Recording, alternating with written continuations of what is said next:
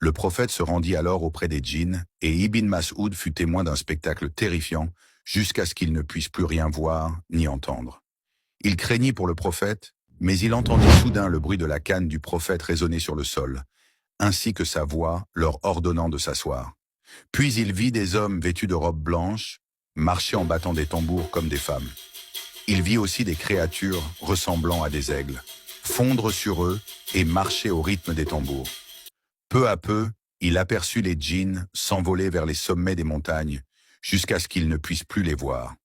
Le prophète, que la paix et les bénédictions soient sur lui, resta avec eux, leur enseignant la religion, leur récitant le Coran et leur interdisant de mal agir jusqu'à la prière de l'aube, Fajr.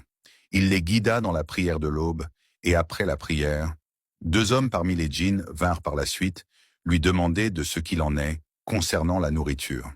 Il leur dit, « Tout os sur lequel le nom d'Allah a été invoqué, qui tombera entre vos mains, ou tout morceau de viande, deviendra de la viande, et chaque bousier servira de fourrage à vos animaux. » Ibn Mas'ud décrivait cette nuit comme l'une des plus terrifiantes qu'il ait jamais vécues.